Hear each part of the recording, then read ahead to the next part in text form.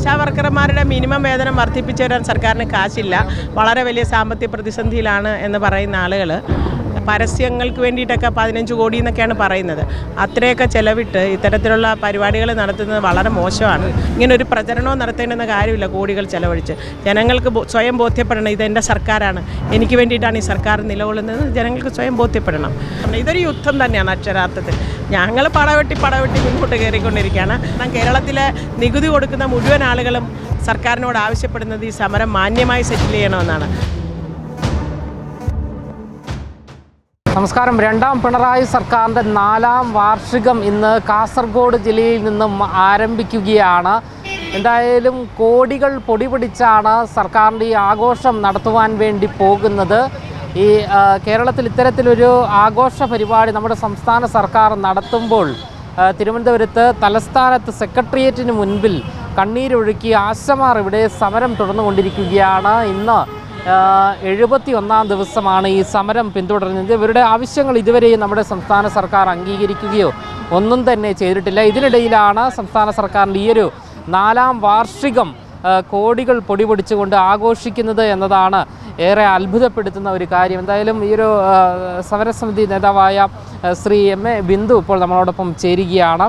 ഈ മിനിമം വേതനം ഉൾപ്പെടെയുള്ള ആവശ്യങ്ങളൊന്നും തന്നെ നമ്മുടെ സംസ്ഥാന സർക്കാർ അംഗീകരിച്ചിട്ടില്ല. ഇതിനിടയിലാണ് ഈ 4ാം വാർഷികം ആഘോഷിക്കുന്നത് കോടികൾ പൊടിച്ചുകൊണ്ട്. എന്താണ് പറയാൻ? അതെ, ഞങ്ങൾക്കും പറയാനുള്ള ഇത് വളരെ ആശാവർക്കർമാരുടെ മിനിമം വേതനം വർദ്ധിപ്പിച്ചു തരാൻ സർക്കാരിന് കാശില്ല, വളരെ വലിയ സാമ്പത്തിക പ്രതിസന്ധിയിലാണ് എന്ന് പറയുന്ന ആളുകൾ ഇത്തരത്തിൽ കോടികൾ ചെലവിട്ട് അവരുടെ പരസ്യങ്ങൾക്ക് വേണ്ടിയിട്ടൊക്കെ 15 കോടി എന്നൊക്കെയാണ് പറയുന്നത്. അത്രയൊക്കെ ചിലവിട്ട് ഇത്തരത്തിലുള്ള പരിപാടികൾ നടത്തുന്നത് വളരെ മോശമാണ്, ജനാധിപത്യ വിരുദ്ധമാണ്. കാരണം ഒരു ജനകീയ സമരം നടക്കുമ്പോൾ അല്ലെങ്കിൽ ഒരു തൊഴിൽ സമരം നടക്കുമ്പോൾ അത് സെറ്റിൽ ചെയ്യാതെ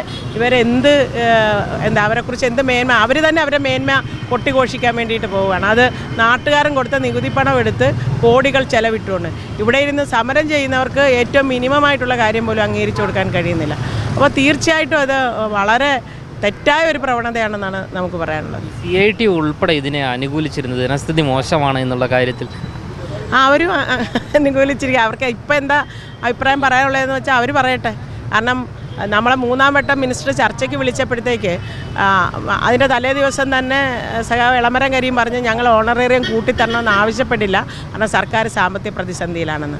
അവിടെയാണ് വളരെ ചടുതിയിൽ 15 കോടി പരസ്യത്തിന് വേണ്ടി, ബാക്കി പിന്നെ 10-45 കോടി അല്ലാതെ ഇത് സംഘാടനത്തിന് വേണ്ടി സ്റ്റാളുകൾ കിട്ടാൻ വേണ്ടിയിട്ട് കോടിക്കണക്കിന് രൂപ സർക്കാരിൻ്റെ 191 വകുപ്പുകളുടെ അപദാനങ്ങൾ പ്രകീർത്തിക്കാൻ അതിൻ്റേതായിട്ടുള്ള സംവിധാനങ്ങളെല്ലാം കൊണ്ടുവന്നുകൊണ്ട് ഇത് ചെയ്യുന്നത്. ഇത് ഇവർ ആരെ ബോധ്യപ്പെടുത്താനാണ് ചെയ്യുന്നത്? ബോധ്യപ്പെടുത്തണമെങ്കിൽ ആദ്യമേ ചെയ്യേണ്ടുന്നത് ആവശ്യപ്പെടുന്നവൻ അവൻ്റെ ആവശ്യങ്ങൾ സാധിച്ചു കൊടുത്തുകൊണ്ട് അത് ബോധ്യപ്പെടുത്തട്ടെ. അപ്പോൾ ജനങ്ങൾക്ക് തോന്നും ഇവർ ഇങ്ങനൊരു പ്രചരണവും നടത്തേണ്ടുന്ന കാര്യമില്ല. കോടികൾ ചിലവഴിച്ച് ജനങ്ങൾക്ക് സ്വയം ബോധ്യപ്പെടണം, ഇതെൻ്റെ സർക്കാരാണ്, എനിക്ക് വേണ്ടിയിട്ടാണ് ഈ സർക്കാർ നിലകൊള്ളുന്നത്, ജനങ്ങൾക്ക് സ്വയം ബോധ്യപ്പെടണം.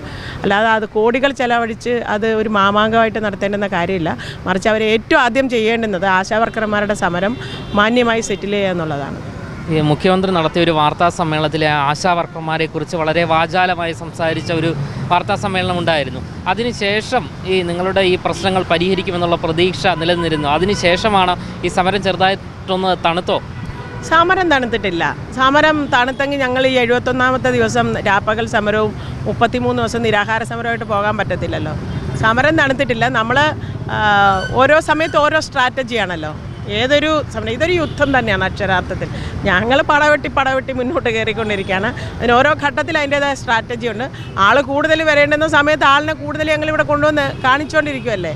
അപ്പോൾ സമരമൊന്നും മുന്നോട്ട് പോയിട്ടില്ല. സമരം അന്ന് പറഞ്ഞപ്പോൾ ചെറിയൊരു പ്രതീക്ഷ നിലനിന്നിരുന്നു. ഇല്ല, ഇനിയും പ്രതീക്ഷയാണല്ലോ. നമ്മുടെ മുഖ്യമന്ത്രിയല്ലേ, ഒരു ജനാധിപത്യ ഭരണ സംവിധാനത്തിലൂടെ തിരഞ്ഞെടുക്കപ്പെട്ട ജനങ്ങളുടെ മുഖ്യമന്ത്രിയല്ലേ, പാർട്ടിയുടെ മുഖ്യമന്ത്രിയല്ലല്ലോ, ജനങ്ങളുടെ മുഖ്യമന്ത്രിയല്ലേ. അപ്പോൾ അതുകൊണ്ട് ജനാഭിപ്രായത്തെ മാനിക്കാൻ, കാരണം കേരളത്തിലെ നികുതി കൊടുക്കുന്ന മുഴുവൻ ആളുകളും സർക്കാരിനോട് ആവശ്യപ്പെടുന്നത് ഈ സമരം മാന്യമായി സെറ്റിൽ ചെയ്യണമെന്നാണ്. നമ്മൾ വെച്ച ഡിമാൻഡുകൾ അംഗീകരിച്ചുകൊണ്ട് സെറ്റിൽ ചെയ്യണമെന്നാണ്. അപ്പോൾ ആ ജനാഭിപ്രായത്തെ മാനിക്കുന്ന ഒരു ജനാധിപത്യ ഭരണ സംവിധാനത്തിലാണ് ഇരിക്കുന്നതെന്നാണ് നമ്മളിപ്പോഴും വിശ്വസിക്കുന്നത്. അപ്പോൾ അതുകൊണ്ട് പോസിറ്റീവായിട്ടുള്ള ഒരു നീക്കം ഉണ്ടാകുമെന്ന് തന്നെയാണ് ഞങ്ങൾ പ്രതീക്ഷിക്കുന്നത്. സമരത്തിൻ്റെ അടുത്ത പടി എന്താണ്? അടുത്ത പടി ഞങ്ങളിപ്പോൾ ഏതാനും മണിക്കൂറുകൾക്കുള്ളിൽ പ്രഖ്യാപിക്കും. ശക്തമായ സമരമായിട്ട് മുന്നോട്ട് പോകും. ഈ ഡിമാൻഡ് നേടിയെടുക്കും. നമ്മുടെ ഓണറേറിയം പ്രഖ്യാപിക്കുകയും ഒരു തുക പ്രഖ്യാപിക്കുകയും വിരമിക്കൽ ആനുകൂല്യം പ്രഖ്യാപിക്കുന്നതുവരെ നമ്മൾ ഈ സമരമായിട്ട് മുന്നോട്ട് പോകും. അതിന് അടുത്തപടി നമ്മളിപ്പോൾ ഏതാനും മണിക്കൂറുകൾക്കുള്ളിൽ പ്രഖ്യാപിക്കും.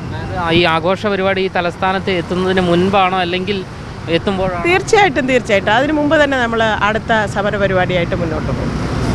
എന്തായാലും ആശാ വർക്കർമാരുടെ സമരം ഇന്ന് 71-ാം ദിവസം പിന്നിടുന്ന വേളയിൽ തന്നെയാണ് ഈ മുഖ്യമന്ത്രി നമ്മുടെ സംസ്ഥാന സർക്കാരിൻ്റെ ആഘോഷ പരിപാടി നടക്കുന്നത്. കാസർഗോഡ് നിന്നും ആരംഭിക്കുകയാണ്. കോടികൾ പൊടിപൊടിച്ചുകൊണ്ടാണ് ഇത്തരത്തിൽ അടിസ്ഥാന വർഗങ്ങളുടെ ആവശ്യങ്ങളൊന്നും തന്നെ നടപ്പിലാക്കാതെ ഇത്തരത്തിലൊരു പരിപാടി നടത്തുന്നത് എന്നതാണ് ഏറെ ഖേദകരമായൊരു കാര്യം.